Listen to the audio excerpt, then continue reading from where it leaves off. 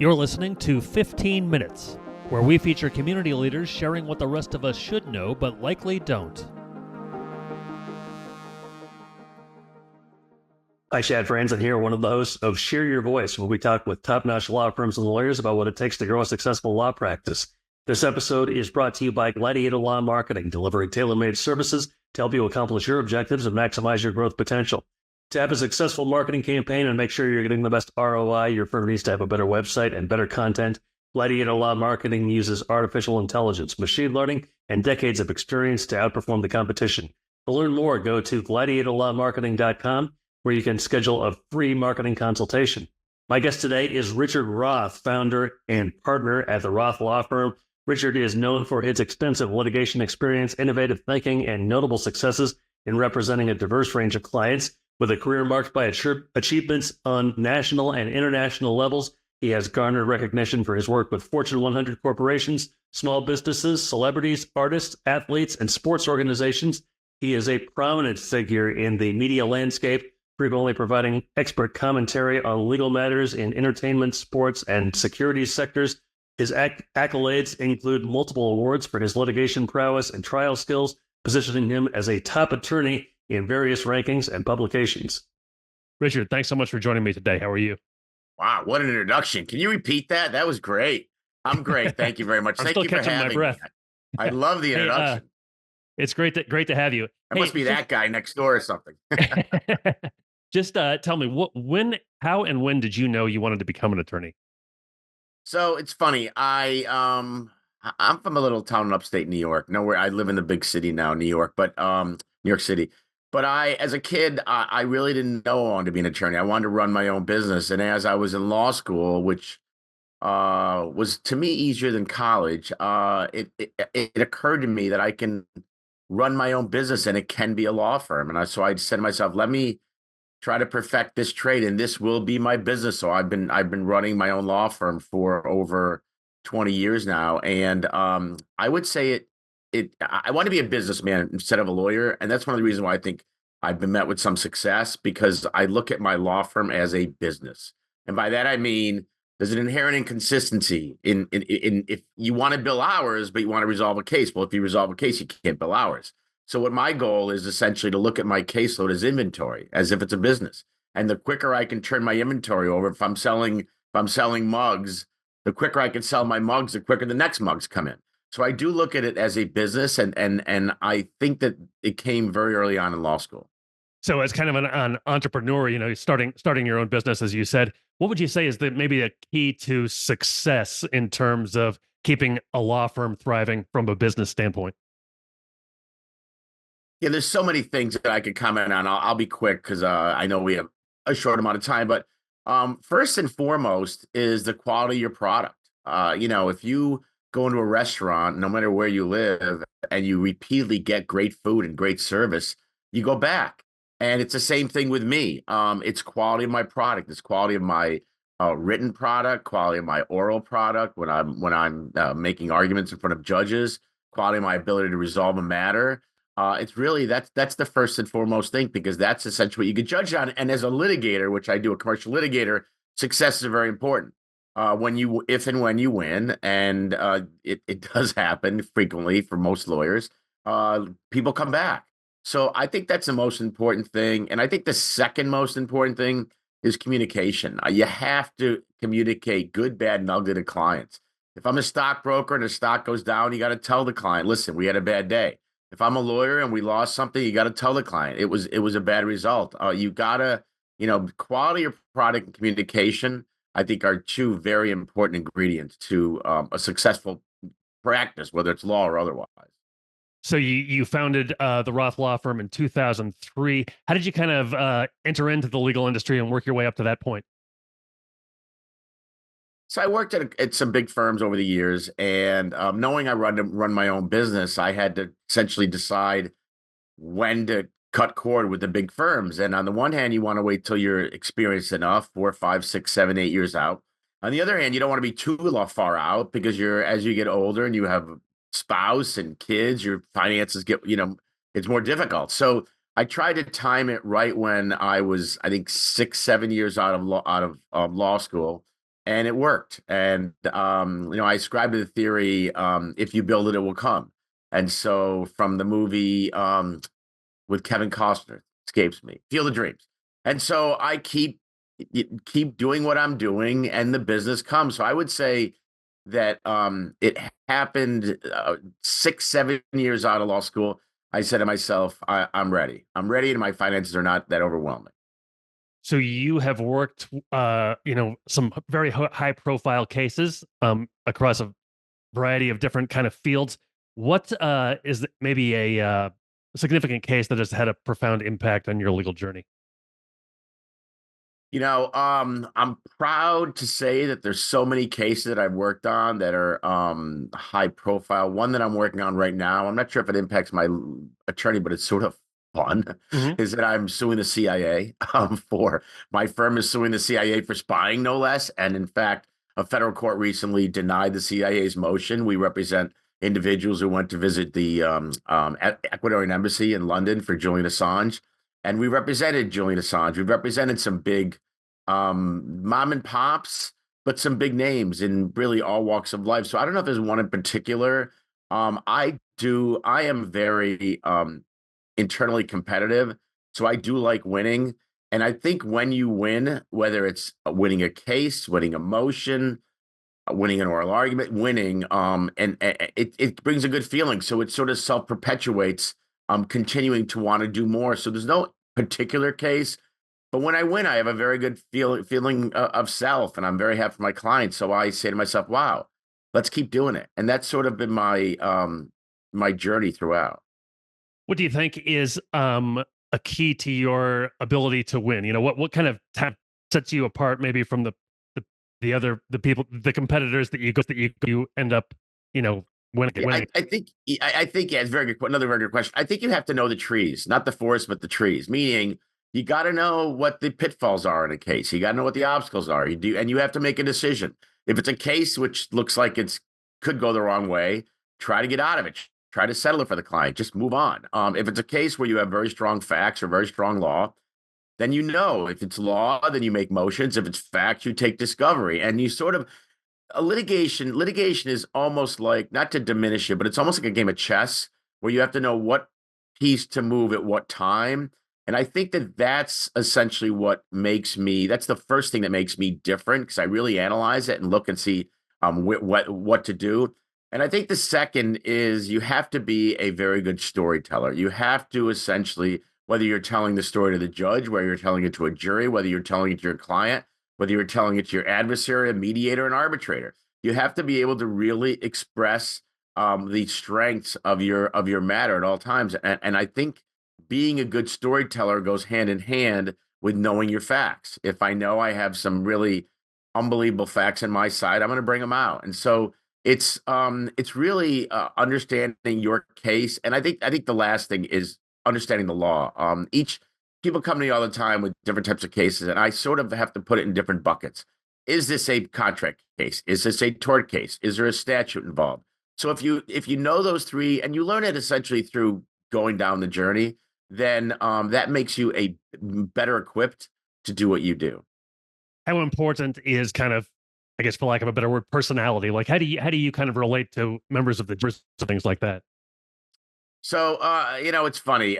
You deal with all kinds of personalities, and in the litigation context in which I'm in, a lot of them are just lawyers are just mad, angry, mean.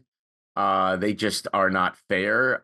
It happens more in smaller law firms than larger law firms. Larger law firms are more professional, but the way to deal with it is you just have to remind yourself, which I was taught early in my career, that as bad as the problem is, it's your client's issue, and your goal is to have camaraderie with your adversary so you can probably resolve it one day. Because if you take it personal and you start getting intimately involved in the case, it's really hard to settle it. Your job as a lawyer is to step back and say, okay, this is a problem here, whether I'm on the plaintiff side or the defendant's side. How do I get rid of this problem for my client? And that's essentially, you have to remove yourself from the nastiness of the situation. And when you're in litigation, there's a lot of nastiness. A lot of people who hate each other, family members who don't like each other. It goes on and on and on.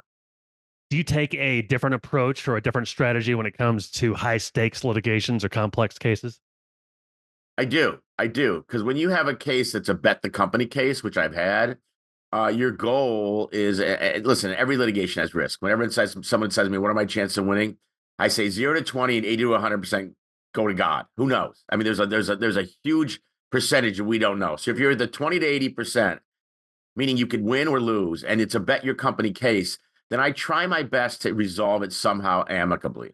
I'd rather either pay more or accept less, depending on what side of the equation I'm on, to move the case on. Because if I have a company that could go under if they lose or face potential criminal exposure if they lose, my goal is to minimize the risk.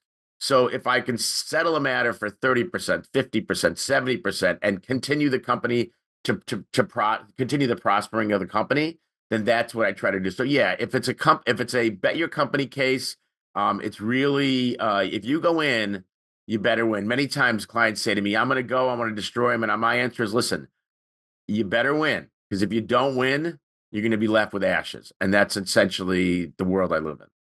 So you've received a lot of media exposure, featured on CBS, MSNBC, True TV, CNN, Bloomberg Television.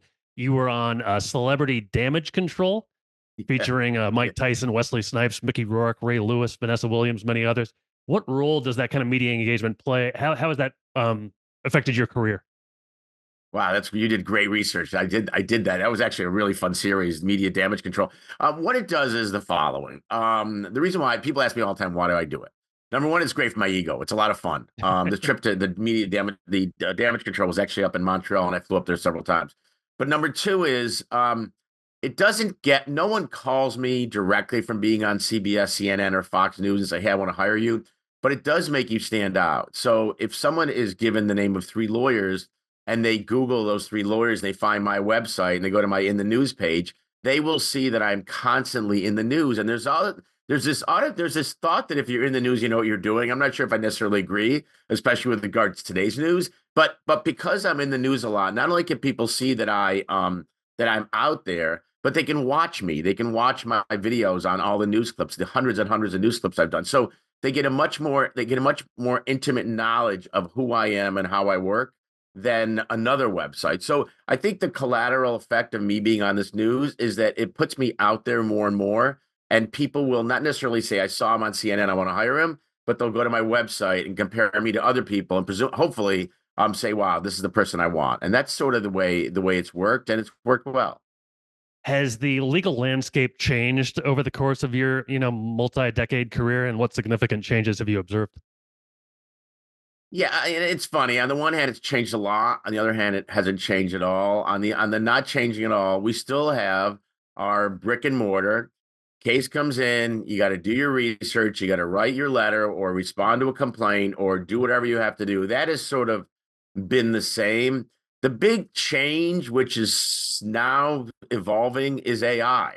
The question that someone just asked me literally last week was, when I hire a student out of law school, do I want a kid who's first in his class, or do I want a kid who's really good at AI because he can crank out papers much better? So the AI phenomenon is affecting every industry. It's starting to affect the legal industry, and I am not that knowledgeable about it. I've never used it, but I think that could very well help in a lot of ways. It can help, for example, reducing fees. Instead of having to spend 50 hours writing a brief, if I can go on AI and make sure the case are legit and make sure that the arguments sound, it saves me from having an associate or myself put in time. So I think that's one advancement. I think also as a result of COVID, the fact that we do these Zoom court appearances makes it much better for the client. My typical morning would be I'd have a court appearance at 9:30. I'd get up, I'd take a train down to a courthouse. It'd be a half an hour train. I'd have a 2 hour wait. I'd come back. Now, boom, 9:30 Zoom. I'm on and I'm off. So it's more efficient, and it saves clients money to use the video, not necessarily Zoom, but the video process. What strategies do you employ to handle arbitration processes effectively? Arbitration versus court. Yeah. So I actually speak a lot on this. Arbitrate. So the difference between arbitration and a court, federal or state, is that arbitrators issue fairness and judges issue justice. And what I mean by that is that a judge will sit with a robe behind a bench with a gavel and will say, "You win, you lose, goodbye." That's just his job or her job. An arbitrator is less likely to do that. Arbitrators, and many times there's panels, they'll issue fairness. They'll say, listen, I don't know if I necessarily agree with either side, but I know they're suing for hypothetically $1 million, and I'm going to give them a $500,000 just because I want to be fair here. If somebody was wronged, I'm not sure if it's really rise to the level of a viable claim. So when you're dealing with arbitrators, it's a very different phenomenon. You walk into a room, you sit with them in a conference room, and you get to know them very well. And so there's more of a friendship, if you will, between the parties, the lawyers, and the arbitrators. A judge, you walk in, and that judge will issue justice, and you leave. So when you're preparing for an arbitration, you have to take that into consideration. Number one is that it's fairness, not justice. Number two is equally important, is that the rules are relaxed. So you don't have the rules of evidence are less stringent. You're going to be able to get documents in. You're going to bring in witnesses.